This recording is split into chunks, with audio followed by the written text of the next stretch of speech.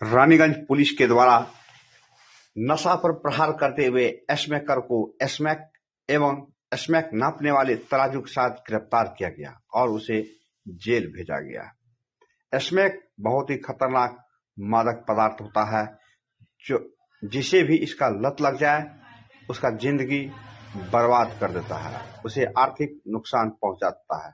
आइए आपको दिखाते हैं एक विस्तृत रिपोर्ट। न्यूज अभी बाकी है। सबसे पहले संबदिया न्यूज को यूट्यूब पर देख रहे हैं तो सब्सक्राइब और फेसबुक इंस्टाग्राम पर देख रहे हैं तो फॉलो लाइक कर दे और हाँ, इसे दूसरों को शेयर भी कर दे। नमस्कार।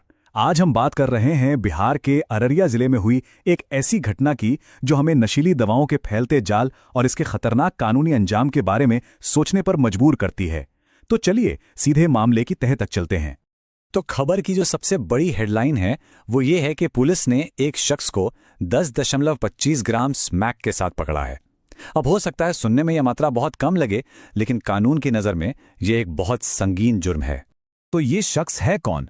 इसका नाम है बम चौधरी, जो रानीगंज के ही वार्ड नंबर 13 में रहता है। और इसी गिरफ्तारी के बाद से पूरे इलाके में नशे के नेटवर्क को लेकर एक नई बहस और चिंता छिड़ गई है। ये पूरी कार्रवाई हुई 22 फरवरी 2026 को रानीगंज में। और देखिए, पुलिस को इसके बारे में एक सीक्रेट टिप मिली थी जिसके बाद ये गिरफ्तारी हुई। इससे ये भी पता चलता है कि अब स्थानीय लोग भी इस मुसीबत के खिलाफ आगे आ रहे हैं। अच्छा, जब तलाशी ली गई तो बम चौधरी के पास से 10.25 ग्राम स्मैक तो मिली ही, साथ में एक इलेक्ट्रॉनिक तराजू भी मिला। पुलिस के हिसाब से ये जो मात्रा है ये मीडियम कैटेगरी यानी कि मध्यम श्रेणी में आती है। और तराजू का मिलना ये तो सीधा सीधा इशारा है कि ये ड्रग सिर्फ अपने इस्तेमाल के लिए नहीं बल्कि बेचने के लिए रखी गई थी। तो ठीक है, गिरफ्तारी हो गई, पर अब इसके कानूनी मायने क्या हैं? ये मामला बस एक गिरफ्तारी से कहीं ज्यादा बड़ा है। चलिए देखते हैं कि हमारा कानून ऐसे जुर्म से कैसे निपटता है। इस केस में जो कानून लागू होता है वो है NDPS एक्ट 1985। ये भारत के सबसे सख्त कानूनों में से एक है, जिसे खास तौर पर नशीले पदार्थों के कारोबार पर लगाम कसने के लिए ही बनाया गया है। इस मामले में पहली धारा जो लगी है वो है 8C।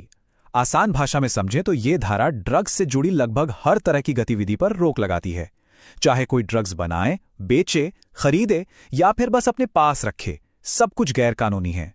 और फिर आती है दूसरी और शायद सबसे अहम धारा 21B। अब ये धारा ये तय करती है कि पकड़ी गई ड्रग्स की मात्रा के हिसाब से सजा क्या होगी। देखिए, NDPS कानून में मात्रा को 3 हिस्सों में बांटा गया है: छोटी मात्रा, मध्यम मात्रा और कमर्शियल मात्रा।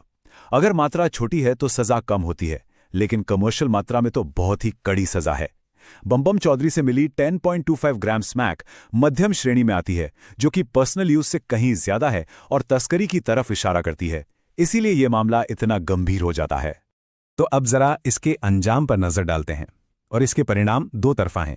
एक तरफ कानून की सख्त सजा है तो दूसरी तरफ सेहत पर इसका वो असर है जो शायद किसी भी सजा से ज्यादा भयानक है। अगर इल्जाम साबित हो गया तो सजा क्या हो सकती है? 10 साल तक की सख्त कैद। जरा सोचिए, एक गलत कदम की कीमत जिंदगी का एक पूरा दशक जेल की सलाखों के पीछे। और सजा सिर्फ वक्त की नहीं है, इसके साथ साथ 1 लाख रुपए पक्का भारी भरकम जुर्माना भी लगाया जा सकता है। ये इतनी बड़ी रकम है जो किसी भी आम परिवार की आर्थिक तौर पर कमर तोड़ सकती है। हाँ, ये समझना जरूरी है कि आखिरी फैसला अदालत का होता है। कोर्ट केस के सारे सबूतों और हालात को परखने के बाद ही तय करती है कि सिर्फ जेल की सजा होगी या सिर्फ जुर्माना लगेगा या फिर दोनों। लेकिन कहानी सिर्फ कोर्ट और सजा पे खत्म नहीं होती। इसका एक दूसरा और शायद कहीं ज्यादा डरावना पहलू भी है, और वो है इंसान की सेहत पर इसका असर। चलिए अब उस पर एक नजर डालते हैं। एक्सपर्ट्स बताते हैं कि स्मैक का नशा इंसान को पूरी तरह से तबाह कर देता है।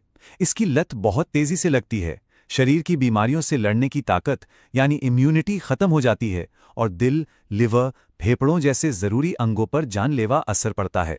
और तो और ये इंसान को आर्थिक तौर पर कंगाल, परिवार से दूर कर देता है और अक्सर अपराध की दुनिया में धकेल देता है।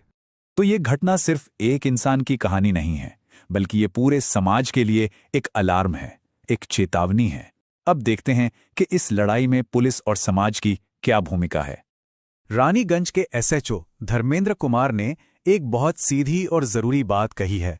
उनका संदेश साफ है कि अगर हम एक अच्छा, सेहतमंद समाज चाहते हैं तो नशे को अपनी जिंदगी से निकालना ही होगा। ये हम सबकी जिम्मेदारी है। उन्होंने समाज के हर तबके से अपील की है। नौजवानों से कहा है कि नशे से दूर रहो क्योंकि ये बर्बादी का रास्ता है। माता पिता को सलाह दी है कि अपने बच्चों पर नजर रखें और आम लोगों से गुजारिश की है कि अगर कुछ भी गड़बड़ दिखे तो फौरन पुलिस को खबर करें। तो आखिर में ये पूरा मामला हमें एक बहुत बड़े सवाल के सामने लाकर खड़ा कर देता है। क्या एक नशा मुक्त समाज बनाना सिर्फ पुलिस का काम है या फिर इसमें हम सबकी, हर एक नागरिक की बराबर की जिम्मेदारी है? इस पर सोचना बहुत जरूरी है। कृपया चैनल को सब्सक्राइब फॉलो कीजिए।